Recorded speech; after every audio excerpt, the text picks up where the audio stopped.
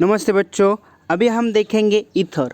Ether का preparations कैसे होता है। ईथर का प्रिपरेशंस दो प्रोसेस है। We ether can be prepared from ethanol and ether can be prepared from Williamson synthesis. Williamson synthesis means sodium alkoxide से या सोडियम इथॉक्साइड से मिथॉक्साइड से हम ईथर बन सकते हैं। तो सबसे पहले हम ईथर का प्रिपरेशन करेंगे bye dehydration of ether. Ether का डिहाइड्रेशन, इथेनॉल का डिहाइड्रेशन करेंगे। तो इसमें दो प्रोसेस है। ज़्यादा हीट टेम्परेचर दोगे तो हमें इथिन मॉलिक्यूल मिलेगा फ्रॉम इथेनॉल, और कम हीटिंग करोगे एट 413 केल्विन के ऊपर तो हमें क्या मिलेगा, ईथर मिलेगा। तो देखो हमारे पास है C2H5OH। ये C2H5OH, 2 molecules of C2H5OH at 413 degree kelvin के ऊपर हमें क्या मिलेगा, ईथर C2H5O C2H5। तो ये हुआ हमारा डाइथिल ईथर। बट मीन्स थोड़ा सा ज़्यादा हीट टेम्परेचर करेंगे 423 के ऊपर या थोड़ा सा 450 के ऊपर हमें इथेनॉल को हीट करेंगे तो हमें मिलेगा इथिन molecule CH2 double bond CH2। तो ये जो है यहाँ पे क्या हो रहा है, डिहाइड्रेशन हो रहा है। और जैसे इसमें ऊपर इथेर कैसे फॉर्मेशन होता है, तो इसके 3 प्रोसेस है, प्रोटोनेशन, प्रोटोनेशन और न्यूक्लियोफिलिक एडिशंस और डीप्रोटोनेशंस। तो वो देखते हैं हम इसमें। देखो अभी फिर से हम देखते हैं। सबसे पहले होता है protonation, means ethanol and react with acid hydrolysis. Acid hydrolysis means sulphuric acid के साथ रिएक्शंस एंड वाटर की रिएक्शन। तो H प्लस और OH माइनस फॉर्मेशन होता है। H प्लस जो है वो OH के साथ अटैक होता है और फॉर्मेशन होता है C2H5OH2O। तो ये जो H2O है, ये जो है देखो इसके ऊपर फिर से दूसरा इथेनॉल जो है वो अटैक हो जाता है C2H5OH। ये जो है O जो है इसके ऊपर अटैक करता है, मीन्स ये ऑक्सीजन के ऊपर या इसका CH2 के साथ अटैक करता है। और CH2 के ऊपर अटैक करने के बाद फॉर्मेशन क्या होगा, फॉर्मेशन होगा C2H5O।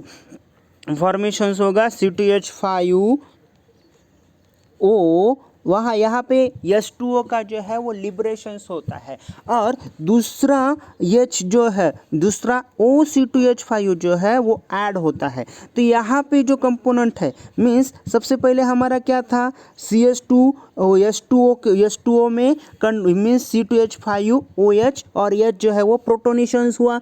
तो इसका दूसरा जो है ऑक्सीजन के थ्रू ऐड होने वाला कंपाउंड, तो इसमें वाटर जो है वो रिमूव हो जाएगा और दूसरा जो है वो C2H5OH C2H5OH। इस तरह से ये जो है वो कंपोनेंट फॉर्मेशन होता है। इसका डीप्रोटोनेशन होता है। Deprotonation means H plus ions remove होता है और H प्लस आयन रिमूव होने के बाद हमें जो कंपोनेंट मिलता है वो कौन सा कंपोनेंट होता है, diethyl ether, means C2H5O C2H5। इसमें 3 प्रोसेस है। सबसे पहले क्या होता है, प्रोटोनेशंस। उसके बाद वो प्रोटोनेशंस प्रोटोनेटेड अल्कोहल के ऊपर दूसरा इथेनॉल ग्रुप जो है वो अटैक करता है, तो उसे क्या होता है, न्यूक्लियोफिलिक अटैक। और तीसरा जो है वो deprotonation means removal of hydrogens. तो इसी तरह से हमें ईथर मिलता है। ये मैकेनिज्म मोस्ट इंपॉर्टेंट है, 2 मार्क के लिए एक मैकेनिज्म ये आ सकता है।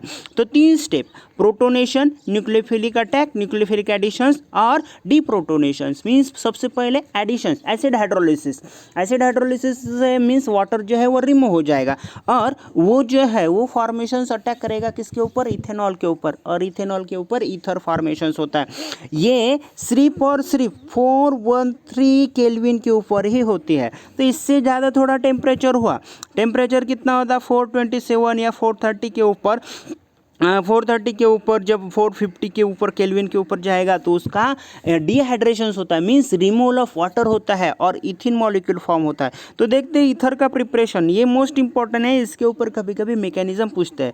प्रिपरेशन ऑफ ईथर में bye dehydration of alcohol, alcohol का डिहाइड्रेशन करके, मीन्स यहाँ C2H5OH, दो मॉलिक्यूल्स ऑफ C2H5OH जो है वो means ethanol, 2 molecules of ethanol in presence of acid hydrolysis it gives ether। ether जो है वो फॉर्मेशन कौन सा फॉर्मेशन हो रहा है, यहाँ पे ether जो फॉर्म हो रहा है CH3 CH2O CO CH2 CH3, means एक इथिल दूसरा इथिल मीन्स डाइथिल ईथर जो है वो फॉर्म होता है। अभी ये एक मोस्ट इंपॉर्टेंस है। दूसरा है विलियमसन सिंथेसिस, ये मोस्ट इंपॉर्टेंट है। इसमें क्या होता है, अल्कोक्साइड फॉर्मेशन होता है, सोडियम अल्कोक्साइड। तो देखते हैं अभी इसमें क्या होता है। In this method alkyl halide is allowed to react with sodium alkoxide, unsaturated ether can be prepared by this method. Means देखो इसमें क्या होता है, एक है alkyl halide, means alkyl halide CH3 CH2O CH3 CH2Cl, ये है अल्किल हैलाइड। ये है chloroethane, chloroethane react with sodium alkoxide, sodium methoxide, it gives ethyl Mithil ether और NaCl। मीन्स इसमें जो NaCl है, मीन्स ये अल्कोक्साइड फॉर्मेशन हो रहा है, तो इसमें NaCl जो है वो बाहर रिमूव हो जाएगा और ये ऑक्सीजन जो है इसके साथ अटैक करेगा और ईथर मॉलिक्यूल जो है वो फॉर्म हो सकता है। तो ये Williamson synthesis most important reactions है। तो ईथर का फॉर्मेशन के लिए दो स्टेप्स, एक है सबसे पहले एक है preparation of ether from ethanol, ethanol किसे ईथर फॉर्मेशन करना with the help of acid hydrolysis. दूसरी है विलियमसन सिंथेसिस, विलियमसन सिंथेसिस से alkyl halides react with sodium alkoxide, it gives ethyl Mithil ether. या ये दोनों भी सेम ईथर फॉर्मेशन हो सकते हैं या अनसैचुरेटेड अनसिमेट्रिकल ईथर फॉर्मेशन कर सकते हैं या सिमेट्रिकल ईथर फॉर्म कर सकते हैं। तो अभी देखते हैं physical properties of ether. Ether का फिजिकल प्रॉपर्टी जो इथेनॉल जैसा है वही नियर अबाउट ईथर की फिजिकल प्रॉपर्टी। इथेनॉल जैसे वाटर में मिसिबल है, means lower ethanol means methanol हो गया, इथेनॉल हो गया, ये क्या है वाटर में डिसॉल्व होते हैं। वैसे ही ईथर जो है लोअर मॉलिक्यूलर वेट जिसका है वो highly miscible in water, its boiling point is low as compare to corresponding alcohol. Alcohol में हाइड्रोजन बॉन्डिंग की वजह से अल्कोहल का बॉइलिंग पॉइंट ज़्यादा है, बट ईथर में कोई हाइड्रोजन बॉन्डिंग नहीं है, इसीलिए ईथर जो है वो ईथर का बॉइलिंग पॉइंट कम है एज कंपेयर टू अल्कोहल से। अभी देखते हैं chemical reactions, chemical properties of ether. Ether में क्लीवेज जो है वो कार्बन और ऑक्सीजन के बॉन्ड में क्लीवेज होता है। Cleavage means breaking off carbon oxygen bond in ether. Ether में कार्बन ऑक्सीजन का बॉन्ड जो है वो ब्रेक कैसे करेंगे, तो वो करेंगे ये जो जैसे ROR means general formula of ether react with hydrogen halides. Hydrogen halides means कौन सा हो सकता है, एक है HCl है, HBr है, HI है। तो इससे जो कंपोनेंट मिलेगा, एक इसका अल्कोहल फॉर्मेशन होगा और एक का अल्डेहाइड हेलोजन्स हैलाइड जो है हेलो अल्केन जो है वो फॉर्मेशन होता है। अभी इसमें जो अल्कोहल का फिर से हाइड्रोजन हैलाइड के साथ रिएक्शन करने के बाद वो फॉर्मेशन होता है अल्किल हैलाइड्स और H2O मॉलिक्यूल जो है वो फॉर्म होता है। ये हुआ हमारा केमिकल रिएक्शंस। केमिकल रिएक्शन जब कोई ethyl alcohol means ethyl alcohol जो है वो फॉर्मेशन रिएक्ट हो। अभी देखो एनिसोल का स्ट्रक्चरल फॉर्मूला क्या है, यहाँ पे जैसे सपोज यहाँ पे एक बेंजीन रिंग और ऑक्सीजन्स और एक अल्किल ग्रुप, तो ये जो है अल्किल ग्रुप के इसमें CH3 हो इस अल्किल जगह के, तो यहाँ पे क्या होगा एनिसोल। ये कंपोनेंट के साथ हाइड्रोजन हैलाइड की रिएक्शन करेंगे तो हमें क्या मिलेगा, फिनॉल और अल्किल हैलाइड्स। इसमें जो कंपोनेंट है ऑक्सीजन्स और अल्किल का बॉन्ड ब्रेक होना आसानी से है, बट इस बेंजीन रिंग का और ऑक्सीजन का बॉन्ड ब्रेक होना आसान नहीं है, बिकॉज बिकॉज ये बेंजोक्साइड फॉर्मेशन करता है और बेंजोक्साइड जो है मोर स्टेबल है, ये मोर स्टेबल है, इसीलिए ऑक्सीजन और अल्किल के बीच में जो है वो बॉन्ड ब्रेक हो जाता है और अल्कोक्साइड फॉर्मेशन करता है। और अल्कोक्साइड का हम हाइड्रोजन को से एडिशन होगा तो फॉर्मेशन होगा, क्या होगा, फिनॉल। और इस अल्किल ग्रुप का हालाइड के साथ रिएक्शन होगी और क्या होगा, फॉर्मेशन होगा, फॉर्मेशंस होता है अल्किल हलाइड्स का। अभी reactivity of hydrogen halide, hydrogen halide की रिएक्टिविटी कैसे है, किसके साथ, ईथर के साथ। तो सबसे पहले HI वाला, क्योंकि HI की साइज जो है वो हायर है then the HBr then HCl, तो higher alkyl halides means halide group attack करने के लिए ये जो है वो मोस्ट इम्पोर्टेंस है। इसमें पूछा जाता है कि arrange the reactivity order of ether with hydrogen halide, hydrogen halide की अरेंजमेंट करो रिएक्टिविटी किसके साथ, ईथर के साथ। तो सबसे पहले रिएक्टिव ईथर जो है हाइड्रोजन हलाइड का HI है, जैसे हाइड्रोजन हलाइड HBr है, हाइड्रोजन ब्रोमाइड, फिर बाद में HCl है। इसी तरह से केमिकल प्रॉपर्टी हमने ईथर का देखा। अभी हम देखते हैं electrophilic substitution reaction, most importance है फ्रीडल क्राफ्ट एडिशन रिएक्शंस, ये 11th में भी थी। Friedel craft electrophilic substitutions, electrophile means क्या होता है, इलेक्ट्रॉन लविंग। इलेक्ट्रॉन लविंग कब होता है, जो जिसके पास इलेक्ट्रॉन की डेंसिटी ज़्यादा हो, सॉरी इलेक्ट्रोफिलिक मीन्स जिसके इलेक्ट्रॉन लविंग, जिसके पास इलेक्ट्रॉन की डिफिशिएंसी हो, तो इलेक्ट्रोफिलिक सब्स्टिट्यूशंस होता है। तो देखो electrophilic substitutions means alkoxy group is ortho para directing group and activity is the aromatic ring toward the electrophilic substitutions, electron loving component उसे हम क्या कहेंगे, electrophilic substitution. Substitutions means replacement of one electrophile by another electrophile, एक electrophile replace करेंगे उसके जगह दूसरा electrophile add होगा, तो उसे हम क्या कहेंगे, इलेक्ट्रोफिलिक सब्स्टिट्यूशन रिएक्शंस। अभी देखो इलेक्ट्रोफिलिक सब्स्टिट्यूशन रिएक्शन जो है वो क्या है, देखो हमारे पास एक बेंजीन रिंग है और इस बेंजीन रिंग के साथ OCH3 ग्रुप है, तो इसका नाम जो है वो क्या होगा, एनिसोल। क्या होगा, एनिसोल। ये एनिसोल रिएक्ट करेगा किसके साथ, ब्रोमीन के साथ, और क्या करेगा, ब्रोमीन के साथ रिएक्शन करेगा तो अर्थोब्रोमो एनिसोल एंड पैराब्रोमो एनिसोल होगा। तो ईथर में एनिसोल में देखा जाए तो इसका हमने एनिसोल का स्ट्रक्चर देखा। एनिसोल का स्ट्रक्चर जो है, ये जो ऑक्सीजन्स है, ये ऑक्सीजन जो है वो अर्थो पैरा डायरेक्टिंग है, मीन्स ऑक्सीजन जो है वो इलेक्ट्रॉन डोनेटिंग ग्रुप है। किसको डोनेटिंग ग्रुप है, बेंजीन रिंग को। तो बेंजीन रिंग को इलेक्ट्रॉन डोनेट करने की वजह से इसके अर्थो और पैरा पोजिशन के ऊपर निगेटिव चार्ज आता है और ये ब्रोमीन का ब्रेक होता है और एक ब्रोमीन जो है पॉजिटिव चार्ज फॉर्मेशन करता है। पॉजिटिव चार्ज हमेशा किसके तरफ अट्रैक्ट होगा, निगेटिव चार्ज की तरफ, तो ब्रोमीन इधर आ जाएगा और ब्रोमीन इसके पैरा और आर्थो पोजिशन के ऊपर अटैक हो जाएगा। ये क्वेश्चन पूछा जाता है कि एनिसोल हो गया या अल्कोहल हो गया, ये जो है इसका इलेक्ट्रोफिलिक सब्स्टिट्यूशन होता है वो सिर्फ और सिर्फ आर्थो पैरा डायरेक्टिंग ही क्यों होता है, तो इसका एक ही लाइन में आंसर है, due to the resonance of anisole या फिनॉल। फिनॉल का ऑक्सीजन जो है वो इलेक्ट्रॉन डोनेटिंग ग्रुप है, ये डोनेट करता है बेंजीन रिंग को इलेक्ट्रॉन, और इस इलेक्ट्रॉन जो घूमते हैं वो अर्थो और पैरा डायरेक्टिंग पोजीशन के ऊपर ही आते हैं, तो उसके वजह से पॉजिटिव चार्ज हमेशा अर्थो और पैरा डायरेक्टिंग के ऊपर ही होता है।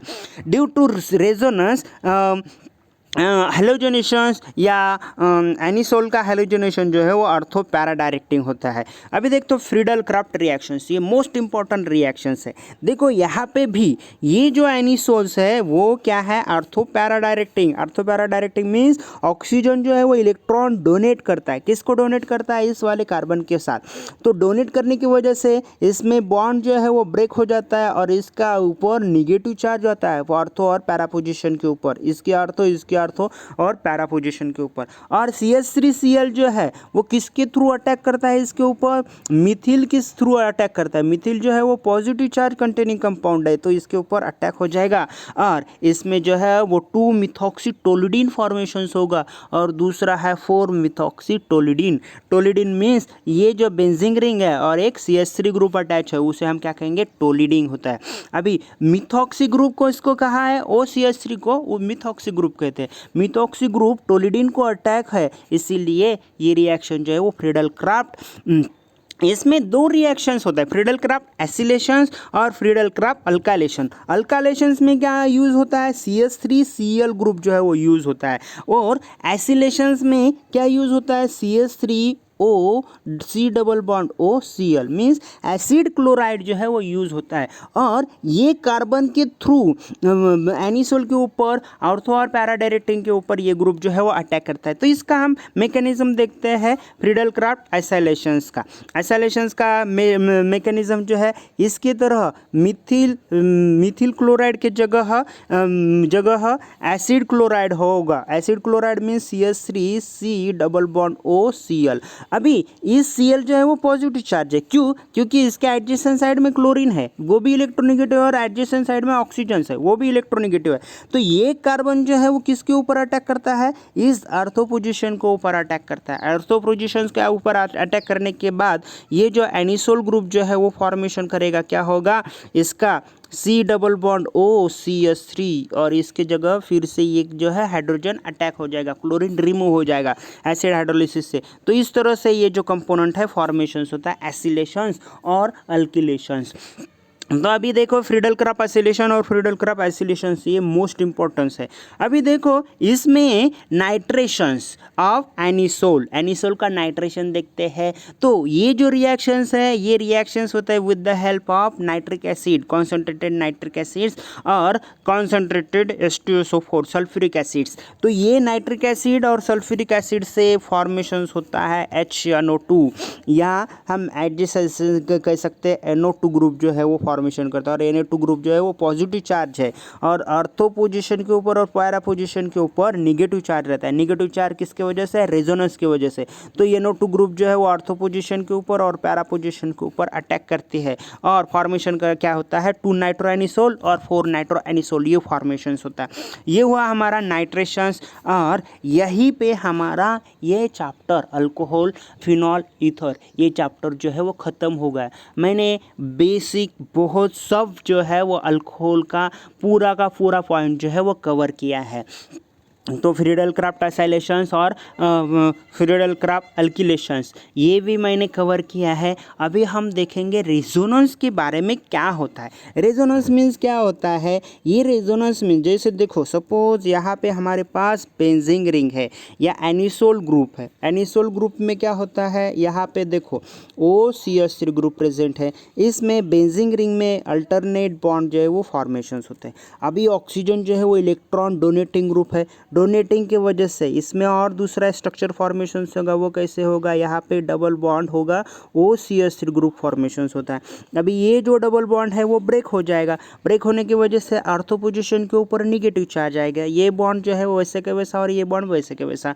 अभी ये जो निगेटिव चार्ज है ये इसके साथ बॉन्ड फॉर्मेशन करता है। अभी ये कार्बन जो है एक्चुअली 5 बॉन्ड फॉर्मेशन होता है, 5 बॉन्ड पॉसिबल नहीं है कार्बन, तो ये कार्बन जो है इसके ऊपर निगेटिव चार्ज मीन्स ये वाला बॉन्ड जो है वो ब्रेक हो जाएगा और पैरा पोजीशन के ऊपर निगेटिव चार्ज फॉर्मेशन होगा। तो स्ट्रक्चर कैसे होगा हमारा, यहाँ पे डबल बॉन्ड, यहाँ पे डबल बॉन्ड, यहाँ पे निगेटिव चार्ज और यहाँ पे OCH3 ग्रुप। और इसके बाद ये निगेटिव चार्ज इसके साथ बॉन्ड फॉर्मेशन करेगा और ये बॉन्ड ऑर्थो पोजीशन के ऊपर फिर से, तो इसके ऊपर यहाँ निगेटिव चार्ज है और यहाँ CH3OH और यहाँ पे बॉन्ड जो है वो जैसे कि वैसा फॉर्मेशन हुआ। अभी ये देखो ये ऑर्थो पोजीशन कार्बन, ये ऑर्थो पोजीशन कार्बन, ये पैरा पोजीशन, इसमें क्या है, निगेटिव चार्ज है। तो जब भी अल्काइलेशंस हो मीन्स CH3 ग्रुप अटैच हो तो किसके ऊपर जाएगा, ऑर्थो पोजीशन के ऊपर जा सकता है और पैरा पोजीशन के ऊपर जाता है, क्योंकि इसके ऊपर पॉजिटिव चार्ज रहता है। तो पॉजिटिव निगेटिव चार्ज को अट्रैक्ट करता है। तो ये हुआ हमारा Friedel craft alkylation, nitration NO2 group, वो भी फ्रीडल क्राफ्ट नाइट्रेशन या नाइट्रेशन भी कह सकते हैं। तो यहाँ पे हमारा पूरा पोर्शंस ख़त्म हो गया। Thank you.